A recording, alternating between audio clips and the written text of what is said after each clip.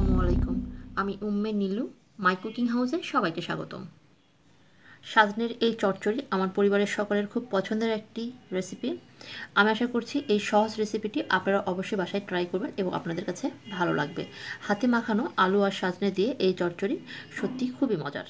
আর যারা এখনও আমার চ্যানেলটি সাবস্ক্রাইব করেন নাই তারা আজই আমার চ্যানেলটি সাবস্ক্রাইব করে ফেলুন এবং সাথে যে ঘন্টাটা আসবে সেই ঘন্টাতে একটি ক্লিক করতে ভুলবেন না। তাহলে চলুন হাতে মাখানো সাজনের এই তরকারির রেসিপিটি দেখে নেওয়া যাক। এখানে আমি হাফ কেজি সাজনে কেটে ধুয়ে নিয়েছি, সাথে আমি আলুও কেটে ধুয়ে রেখেছি। আর সাজনে এবং আলু আমি কীভাবে কেটেছি নতুন রাঁধুনিদের জন্য ভিডিওটির শেষ পর্যায়ে আমি দেখিয়ে দিয়েছি। শুরুতেই বলে নিই, সাজনের এই চচ্চড়ির ক্ষেত্রে খুব গুরুত্বপূর্ণ একটি উপকরণ হচ্ছে এই আলু। আমাদের বাসায় সাজনের এই চচ্চড়ি সবসময় এই আলু দিয়ে করা হয়, আর আমার কাছে মনে হয় এই আলুর জন্যই এই চচ্চড়িটা অনেক মজা লাগে। আর আমি কতটা ঠিক বলেছি একবার ট্রাই করে দেখবেন, তাহলেই বুঝবেন।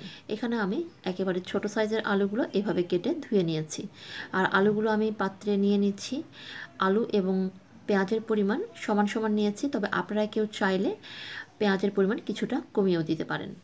এর মধ্যে দিয়ে দিচ্ছি স্বাদ মতো লবণ আর রঙের জন্য প্রয়োজন মতো হলুদ গুঁড়া, আর দেব স্বাদ মতো ফালি করা কাঁচামরিচ। এই তরকারির ক্ষেত্রে কাঁচামরিচের পরিমাণ বেশি দিলেই ভালো লাগে, সাথে সামান্য শুকনো মরিচের গুঁড়ো দিয়ে দেব, এতে কালারটা ভালো আসবে। ঝালের পরিমাণটা আপনারা আপনাদের স্বাদ অনুযায়ী কমিয়ে বা বাড়িয়ে দিতে পারেন।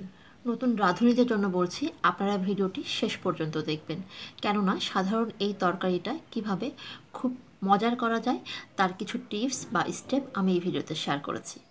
লবণ, হলুদ, মরিচ দেওয়ার পর এর মধ্যে বাটা মশলাগুলো দেব। এর জন্য এখানে আমি 1 চা চামচ আদা বাটা দিচ্ছি, হাফ চা চামচ দিচ্ছি রসুন বাটা, আর দিচ্ছি জিরে বাটা 1.5 চা চামচ। আপনারা কেউ চাইলে বাটা জিরার বদলে গুঁড়োটাও ব্যবহার করতে পারেন।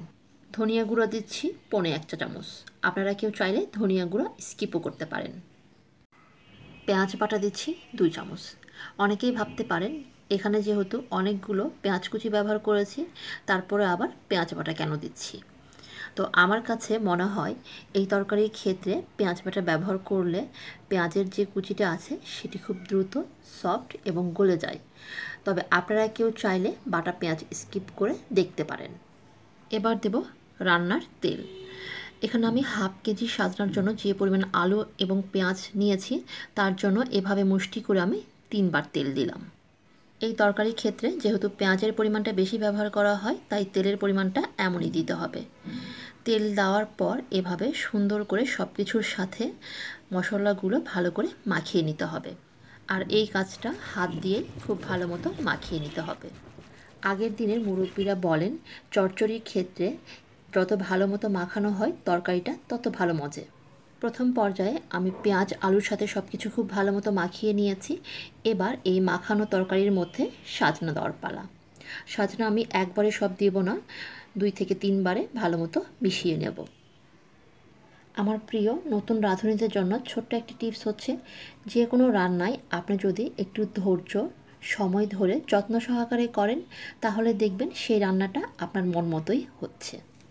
আমার মাখানো হয়ে গিয়েছে, এবার পর্যাপ্ত পরিমাণ পানি দিয়ে চুলায় বসিয়ে দেওয়ার পালা। পানির পরিমাণটা বোঝার উপায় হচ্ছে সব তরকারিগুলো এভাবে পানির মধ্যে ডুবো ডুবো অবস্থায় থাকবে। পানি দেওয়ার ক্ষেত্রে আপনাকে বুঝে দিতে হবে যে পরিমাণে পানি দিচ্ছেন সে পরিমাণে পানি দিয়ে সাজনাটা সেদ্ধ হবে কি না। আমি এখানে হাফ লিটার পানি ব্যবহার করেছি হাফ কেজি সাজনার ক্ষেত্রে। তো এটি আসলে পাত্রের উপর নির্ভর করে বা আপনি চুলার জাল কিভাবে দেবেন তার উপর নির্ভর করে কিছুটা। তবে কম বা বেশি হলে কোনো সমস্যা নেই, সেক্ষেত্রে আপনাদের চুলার জাল কমিয়ে বা বাড়িয়ে দিয়ে অ্যাডজাস্ট করে নিতে হবে।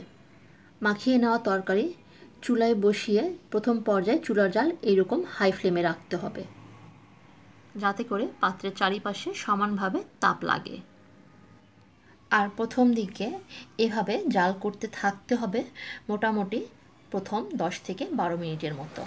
প্রথম 10-12 মিনিট জাল করার পর যখন দেখবেন চারিপাশ থেকে এভাবে খুব সুন্দর বলক এসেছে এবং কিছুটা পানি কমে গেছে, ঠিক সে পর্যায়ে এসে সব সাজনাগুলো ওপরেরগুলো নিচে এবং নিচেরগুলো উপরে দিয়ে নেড়ে দিতে হবে।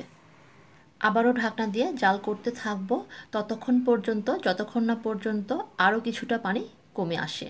আমি আপনাদেরকে দেখিয়ে দেব। যখন দেখবেন অনেকখানি পানি কমে এরকম মাখা মাখা অবস্থা এসে পৌঁছেছে, ঠিক এ পর্যায়ে এসে কয়েকবার এভাবে ঝাঁকিয়ে অথবা সাজনাগুলো যেহেতু এ পর্যায়ে আরও কিছুটা শক্ত থাকে, তাই আপনারা চাইলে একটু উল্টিয়ে পাল্টিয়ে ঢাকনা দিয়ে এভাবে চুলার জাল লো ফ্লেমে রেখে আরও কিছুক্ষণ চুলায় বসিয়ে রাখতে হবে।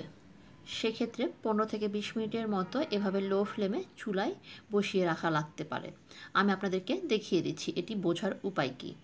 যখন দেখবেন এভাবে চারিপাশ থেকে আস্তে আস্তে অল্প করে তরকারি থেকে তেল আলাদা হতে শুরু করছে, ঠিক সে পর্যায়ে এসে আর দেরি না করে চুলার জালটা বন্ধ করে দিতে হবে। এখানে একটি টিপস হচ্ছে, কেউ যদি মনে করে এইরকম তেল বের হচ্ছে, আরও কিছুটা তেল বের হোক তারপর বন্ধ করব, তাহলে সেক্ষেত্রে কিন্তু বেশি জাল করা হয়ে যাবে, আর সেক্ষেত্রে সাজনার এই চচ্চড়িটা কিছুটা ড্রাই হয়ে যেতে পারে। তাই যখনই দেখবেন এভাবে তেল বের হতে শুরু করেছে, ঠিক সে পর্যায়ে চুলার জালটা বন্ধ করে দেবেন।